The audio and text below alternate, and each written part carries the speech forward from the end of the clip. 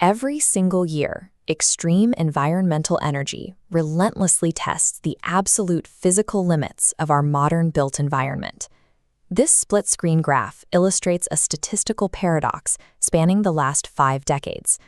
The left side tracks extreme weather frequency, showing a moderate, steady upward trend. The right side tracks financial and human disaster costs over the exact same period. This curve is exponential. The math reveals a clear discrepancy. Baseline shifts in atmospheric physics do not account for the explosion in total losses. If we attribute this entirely to the weather, our understanding of how disasters function is incorrect. To correct this, the IPCC established a defining framework. Risk is the product of 3 variables: hazard multiplied by exposure multiplied by vulnerability. To understand modern disaster trends, analysts must look past meteorological anomalies and examine the human variables driving the equation. The term natural disaster contains a conceptual error. It assigns the blame to nature, which improperly absolves human agency from the resulting devastation. What actually transforms a physical hazard into a full-scale catastrophe is the presence of unmanaged, latent societal risks. Society actively engineers its own destruction through skewed development processes, severe environmental mismanagement, and socioeconomic marginalization. We build the conditions for failure long before the storm arrives. True risk management requires shifting our attention. We have to stop solely tracking atmospheric pressure and start mapping systemic societal deficits. Disasters are not natural. They are socially constructed events triggered by physical hazards. The first variable, hazard, is the potential future occurrence of a natural or human-induced physical event. A cyclone over an ocean is a hazard, but remember, it is not a disaster. The second variable, exposure, is the physical inventory of elements, people, infrastructure, and economic assets located directly in the hazard zone. However, exposure does not automatically equate to vulnerability. A well-engineered, highly capitalized coastal seawall is highly exposed to the ocean, but its risk of total loss is incredibly low. The third variable, vulnerability, describes the distinct propensity or susceptibility of those exposed elements to suffer adverse effects. It is a measurement of systemic fragility and a lack of capacity to cope. When high exposure intersects with high vulnerability, the results look like this: dense urban environments where the population lacks the economic resources to relocate, forcing them to navigate the hazard simply to secure their daily livelihoods. This establishes our operational rule. A hazard triggers the event, but the spatial layout of exposure and the structural depth of vulnerability dictate the final severity of the impact. When policy focuses solely on mitigating the physical hazard, it regularly backfires. Engineers call this the safe development paradox. This topographical map shows a baseline natural system. The flood hazard is active, but with zero human exposure, risk is zero. Humans then erect a structural defense to contain the river, creating a false sense of security that drives rapid urbanization into the empty floodplain. The mathematical consequence is severe.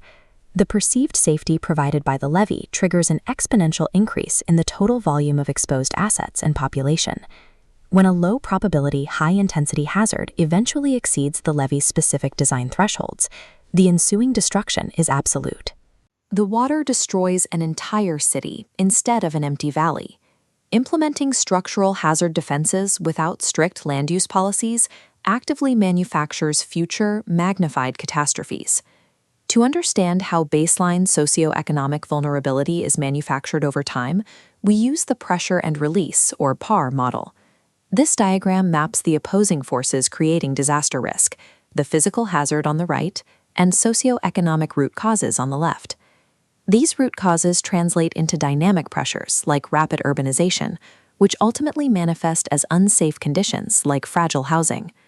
Under the extreme physical stress of an earthquake, these unsafe conditions fail catastrophically. Within the PAR framework, a disaster is the exact moment these two vectors, the environmental hazard and the manufactured unsafe conditions, violently collide. Vulnerability is an active, historically driven social process. High disaster tolls are an outcome of skewed development, not geographic bad luck. Following that collision, a system's response is governed by 2 distinct mechanical abilities: coping capacity and adaptive capacity. Look at this state space diagram. Coping capacity is the reactive ability to absorb a shock, survive, and return the system to its baseline normal. Returning to normal is a strategic failure if the normal state was the highly vulnerable condition that caused the disaster in the first place. There is an insidious danger to purely coping. Small, recurrent disasters systematically erode livelihood resources over time, driving the population further down a poverty spiral and lowering their baseline even further. Adaptive capacity is the proactive ability to structurally reorganize the system to mitigate future risk. To break the cycle of escalating losses, disaster risk management must abandon the goal of simply bouncing back and engineer strict pathways to bounce forward. A clear application of adaptive capacity occurred following Hurricane Mitch, driven by the Garifuna women of Honduras.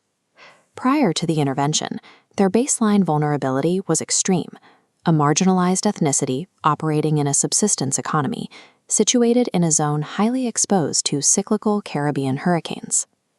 The Garifuna women focused on long-term resilience through specific, locally driven interventions. They secured food supplies by reviving traditional root crop production, established tool and seed banks, and mapped out regional hazards to reorganize their community layout. These interventions severed the unsafe conditions gear we examined in our earlier PAR model. They lowered socioeconomic vulnerability through direct agricultural and economic planning. By building economic resilience, a community can drastically lower its mathematical risk profile even while its physical hazard exposure remains identically severe. This brings us back to the overarching paradox: why global losses continue to climb despite our advances in weather tracking. Look at the risk equation one final time. Due to historical emissions, increased climate hazards are locked in for the near term. We cannot negotiate with the weather. We do, however, retain near total agency over the other two variables. Exposure and vulnerability are highly elastic. Smart development, equitable urban planning, and robust governance function as our primary and most potent climate defense mechanisms.